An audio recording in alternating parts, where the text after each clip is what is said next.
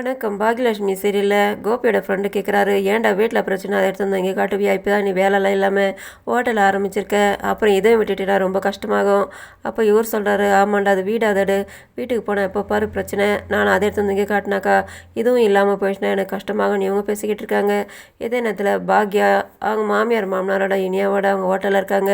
அவங்க ஃபோட்டோ எடுத்துலாம் பார்த்துக்கிட்டு பாக்யா கிட்ட அவங்க மாமியார் ஆச்சரியத்தோட கேட்குறாங்க, எப்படி நீ என்னோடய ஃப்ரெண்டை தேடி கண்டுபிடிச்சின்ட்டு? நீங்கள் உங்களோட ஃப்ரெண்டை பற்றி பேசும்போது உங்களோட சந்தோஷத்தை நான் பார்த்ததுனால தான் அவங்கள தேடி கண்டுபிடிச்சி ஃபோன் பண்ணி வர வச்சேன்னு சொல்கிறாங்க. அப்படியா, எனக்கு இந்த அளவுக்கு தெரியாமல் போயிடுச்சு. அப்போ இவங்க சொல்கிறாங்க, அவங்க வேறு ஊரில் இருக்காங்கன்னு சொன்னீங்க, அவங்ககிட்ட நான் விசாரிச்சதில்ல, அவங்க இதே ஊரில் தான் இருக்காங்கன்னு தெரிஞ்சுது, அதனால தான் அவங்கள வர வச்சேன்ட்டு. இப்போ உங்களுக்கு சந்தோஷம் தான் சொன்னேன்னா ஆமான்ட்டு இவங்களும் குஷி ஆகிடுறாங்க. இதே நேரத்தில் ராதிகா வீட்டில் அவங்க அம்மா சொல்லி வருத்தப்படுறாங்க, மாப்பிள்ளை என்னை கை நீட்டிட்டாரு, உன்னை கை நீட்டுறதுக்கு ஏமா நேரம், அவருக்கு உன்னை கல்யாணமே பண்ணி வச்சிருக்கூடாது, நான் தான் அவசரப்பட்டுட்டேன், இந்த பிரச்சனையை நானே தீர்த்து வைக்கிறேன்ட்டு. அதுக்கு இவங்க சொல்கிறாங்க, அவர் ஆரம்பத்தில் கல்யாணம் பண்ண கோபி இல்லை, இப்போ அவங்க அம்மாவோட பேச்சு கேட்டு அவங்க குடும்பத்தில் இருக்கிறவங்களாம் வச்சு அவர் ரொம்ப வேணை பிரச்சனை பண்ணிக்கிட்டு இருக்காரு, நானும் இவ்வளோ தூரம் தான் பொறுத்து போயிட்டுருக்கேன், அப்போ இவ்வளோ தூரம் வந்துருச்சுன்னுட்டு அவர் அவங்க அம்மாவோட அவங்க வீட்டில் இருக்கிறவங்களாம் குடும்பத்தோடு இருக்காங்க, இன்றைக்கெலாம் நாளைக்கு பிரிஞ்சு போயிட்டா என்ன பண்ணுறது, அதனால் உனக்கு குழந்தை பிறந்தா நல்லாயிருக்கும்னு நினச்சேன், இதுவும் இல்லாமல் போயிடுச்சு, சரி என்னால் ஆரம்பித்து வச்ச பிரச்சனை நானே முடிச்சு வைக்கிறேன்ட்டு இவங்க. அதுக்கப்புறமா இவங்க வந்து உட்காந்துக்கிட்டு இருக்காங்க. கோபி வந்து கதவு தட்டுறாரு, இவங்க தான் வந்து கதவு திறக்கிறாங்க. இவர் ஃபைல் எடுக்கிறதுக்காக வந்து ஒன்று தேடிக்கிட்டு இருக்காரு, இல்லை அவங்க மாமியார்கிட்ட வந்து கேட்குறாரு, அவங்க வாயை திறக்க மாட்டுறாங்க. அப்போது இவர் சொல்கிறாரு, ஒன்று வாயை திறந்து பார்த்தா பார்க்கலாம் சொல்லுங்களான்ட்டு. அப்படியே கவனம் இருக்காங்க, எதுக்காக நீங்கள் எங்களோட 2 பேருக்கு நடுவில் புருஷன் மண்டாட்டிக்கு நடுவில் குறுக்கு வரைக்கும் சொல்லும் போது அதுக்கு இவங்க சொல்கிறாங்க, இப்போ தான் உங்களுக்கு புருஷன் மண்டாட்டின்னு தெரியுதா, அவளுக்கு குழந்தை இல்லாமல் போயிடுச்சு, உங்கள் அம்மா கொலைகாரி, நீங்கள் குடிக்காரன்னு சொல்கிறாங்க இவங்க. அதுக்கு எடுத்து இவர் ஷாக் ஆகிட்டு கத்துறாரு.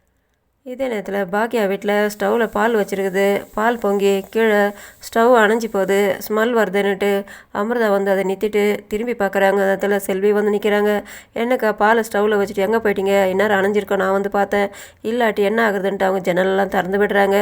அந்த இடத்துல நானும் வைக்கல பாலை, நான் வெளியில் போயிட்டு கடைக்கு தானே வரேன்ட்டு இவங்க சொல்கிறாங்க.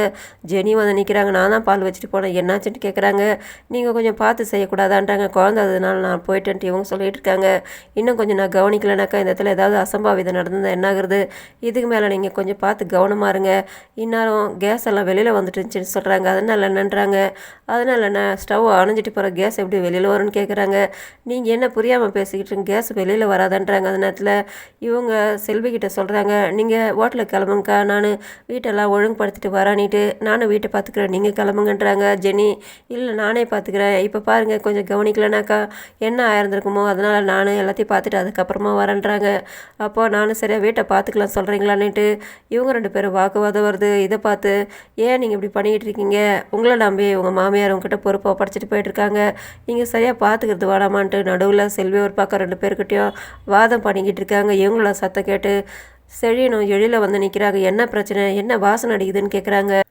கேஸு ஸ்மெல் வருதுன்னு கேட்குறாங்க. ஆமாம்ப்பா, ஸ்டவ்வில் பால் வச்சு பொங்கி போயிடுச்சு, அதனால தான் பேசிக்கிட்டு இருக்கேன்ட்டு, அதை பார்த்து செய்யக்கூடாதான்ட்டு ஜெனிக்கிட்ட சரின்னு சொல்கிறாரு. இவங்களுக்கு தான் எல்லாம் தெரியும்ட்டு இவங்க எனக்கு அட்வைஸ் பண்ணுறாங்கன்ட்டு திரும்ப வாக்குவாதம் நடக்குது. எதுவும் பெருசுப்படுத்தாத, அம்மா நம்மக்கிட்ட பொறுப்பாக படிச்சுட்டு போயிட்டுருக்காங்க, அம்மா கிட்ட நல்ல பேர் எடுக்கிறது வேணாவான்ட்டு நைஸாக அவங்க 2 பேருமே அவங்க 2 பொண்டாட்டிங்களும் கூட்டிகிட்டு போய்ட்றாங்க. அக்கா எது நினச்சாங்களோ அது நடக்கக்கூடாதுன்னுட்டு அது நடந்து போலதுன்ட்டு புலம்புறாங்க செல்வி. ப்ரோமோவில் ராதியாவோட அம்மா ஈஸ்வரி மேலே கம்ப்ளைண்ட் பண்ணுறாங்க போலீஸ் ஸ்டேஷனில். இதோட முடியுது. நன்றி, வணக்கம்.